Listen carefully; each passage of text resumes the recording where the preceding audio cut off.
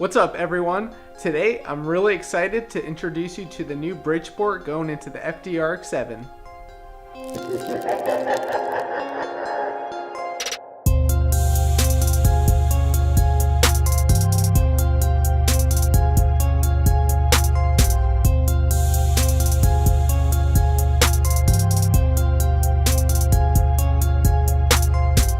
Well, I hope you guys are as excited as I am to see this thing come alive. The purpose of this video is to outline a few items. Number one, I'm going to walk through the rotary engine and kind of give you a quick overview of the anatomy. Number two, we're going to talk a little bit about porting and what makes a Bridgeport. And number three, the plans for this engine and how that's going to affect the FC and the FD builds. Let's get into it. Well, here she is. This is a 13B. These engines came in the FC and FD RX-7s, of course different iterations, but the basic anatomy is the same. We have a front side housing, a rotor housing, intermediate side housing, another rotor housing, and the back side housing. And then, as with any other engine, you'll have your clutch back here. Right now it just has the counterweight, and then the centric shaft is going to go through engine to the front, and then on this side you'll have your front cover, and then on top of that you'll have all of your accessories like your water pump, thermostat housing, all that good stuff. In terms of how the intake and exhaust works on rotaries, you have your intake ports right here, and those are going to be fed into the side housings like that. And we'll talk a little bit about mods that you could do to change that, but for now we're just gonna talk about a stock rotary here. And then you have your exhaust ports right here. One of the reasons why rotaries love turbo so much is because there's just so much exhaust volume and exhaust potential and heat, so it could really drive turbines very nicely. And then over here you'll have two injectors, and then you'll have two more that will go onto the intake manifold. And then back here you'll see that we have a oil return, and then the feed is right here in the stock location, and then a modified oil fill right there. In terms of fluids, you have water that's basically going to go through water jackets that go across the motor, and then you also have oil, of course. There's going to be oil going through the centric shaft to cool down the rotors.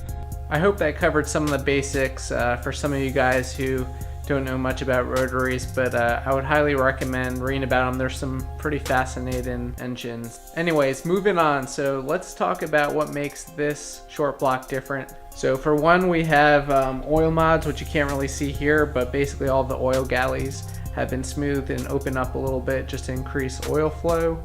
Number two, we have additional dowel pins, and let's talk about what a dowel pin is first. So the dowel pin's purpose is basically to help align the housings, but what ends up happening is as your creating power and pressure increases inside the combustion chamber, a lot of that pressure is going to be focused on the two dowel pins areas. So what happens in extreme cases of detonation is the dowel pin area will actually be damaged, basically taking out the rotor housings themselves. Speaking to that, this engine has additional dowel pins to help distribute some of that pressure across the housings instead of focusing on those two areas. Some may argue that it's not really necessary, but I think it's a nice safety margin. Now, if you've heard of rotaries, one of the things that probably heard is in goes boost, out goes the apex seals.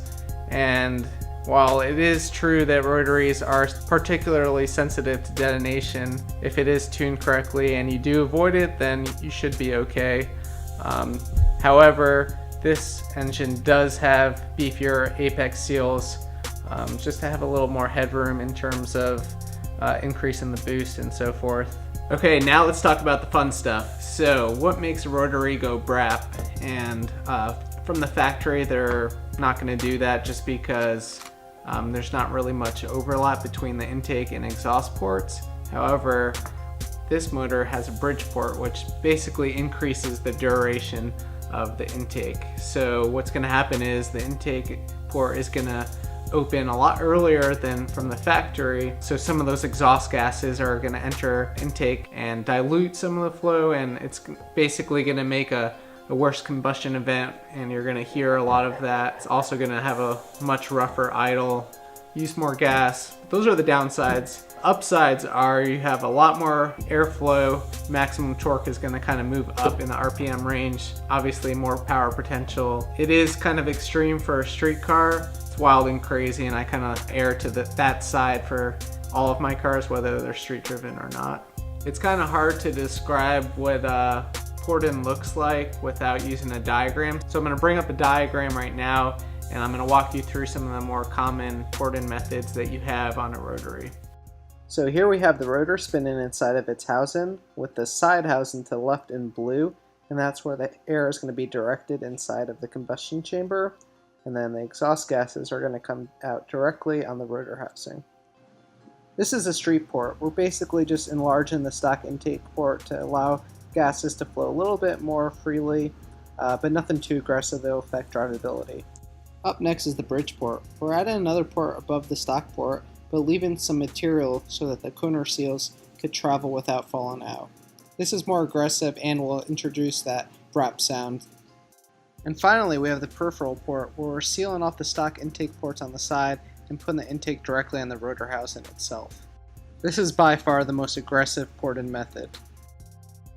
Alright, up next we're going to talk about how this new engine is going to affect the FC and the FD projects. We're mainly going to focus on the FD. What that means is we're going to take out the perfectly good 13B that's in there right now, good compression, so we're not going to toss it or sell it or anything like that. We're going to put that to the side, take off the accessories, front cover, oil pan, and all that, and transfer it to this short block. We're also going to put on this Big Daddy Borg-Warner turbo that's right behind me, and then put that back into the FD. Goal is to get it in by Import Alliance, which is March 24th.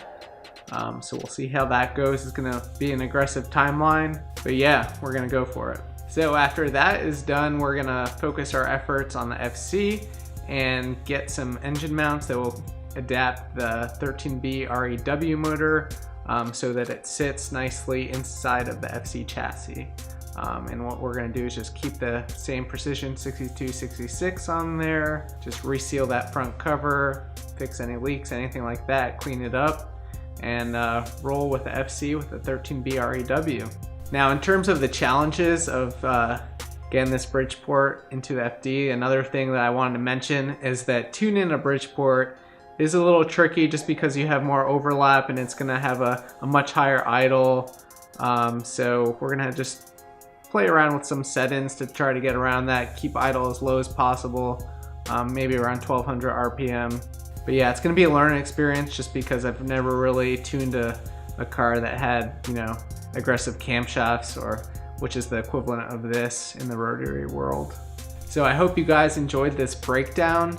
There's going to be a lot of exciting rotary content to come, so stay tuned. I'll catch you next time. Peace out.